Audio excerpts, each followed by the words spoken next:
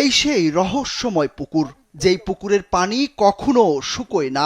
৭০ বছর ধরে এভাবেই পাতাল থেকে উঠছে পানি। শুরুর দিকে এই এলাকায় ভয়ে যেত না কোনো মানুষ। সবাই মনে করত এটি দানবীয় পুকুর। রহস্য ঘেরা এই পুকুর নিয়ে মানুষের কৌতূহলের শেষ নেই। পুকুরটির গভীরতা আজও কেউ মাপতে পারেনি।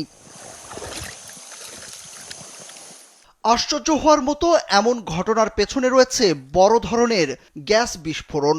দেশের প্রথম গ্যাসের সন্ধান মিলেছিল এই স্থানে। গ্যাস উত্তোলনের জন্য কূপ খনন করতে গিয়ে গ্যাসের উচ্চচাপে বড় বিস্ফোরণ ঘটে। তবে জনশ্রুতি ভিন্ন।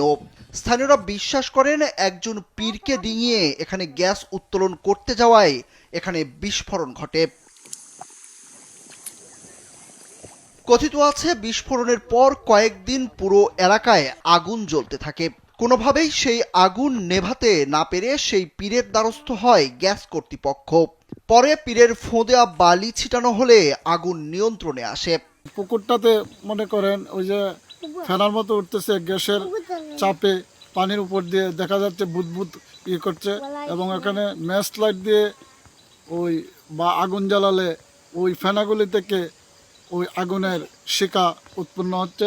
পানির মধ্যে বলক উঠে, এই বলকটার মধ্যে ছোট ছোট ফেনা হয়, যেগুলোতে ম্যাচের কাঠি মারলে ওইখানে আগুন উঠে। বাচ্চারা এগুলা দেয়, তো বিভিন্ন দর্শনার্থী বাচ্চাদেরকে এই বিনোদন দেওয়ার কারণে অনেক টিপস দেয়। এইগুলাই আসলে সবাই এসে এনজয় করে এখানে। প্রকৃতির লীলা সত্যি আকর্ষণীয়।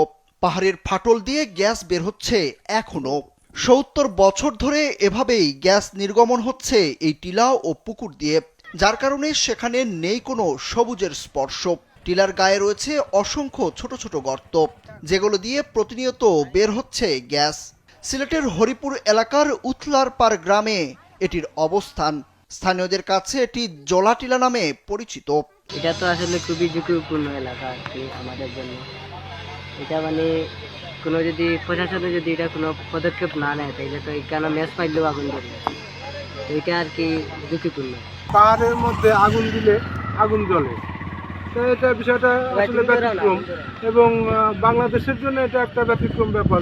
এটা আসলে খুবই একটা দারুণ একটা জায়গা, বাট এখানে একটা ঝুঁকিপূর্ণ বিষয় তো আছেই। যেমন আগুন জ্বালালেই বা যে কোনো ধরনের আগুন গ্যাস দিলেই আগুনটা জ্বলে উঠছে। আগুন পাহাড় ও পুকুর দেখতে পর্যটকরা আসেন আতঙ্কের মাঝেই। পাহাড়ের মধ্যে আগুন জ্বালালে আগুন ধরে যায়। পর্যটকরা মনে করেন এই আগুন পাহাড় সংরক্ষণ করলে একটি পর্যটন স্পট হবে। তবে এই স্থানটি নিয়ে কোনো মাথা ব্যথা নেই কর্তৃপক্ষের। এখানে এসে দেখতেছি যে আসলে এখানে অনেক গ্যাস উঠতেছে, তো কোনো কারণে হয়তো বা এখানে গ্যাস উত্তোলনটা বন্ধ আছে। এখানে ম্যাচ দিলেই আগুন ধরতেছে আর কি। তাছাড়া নিচে কিছু যেখানে বালি টালি আছে ওখানেও বালি একটু মুভ করলেই শেক করলে ওখানে আগুন জ্বলে উঠছে। তো এগুলো তো আসলে রিস্কি, কারণ এখানে তো বিভিন্ন মানুষজন আসছে দেখছে।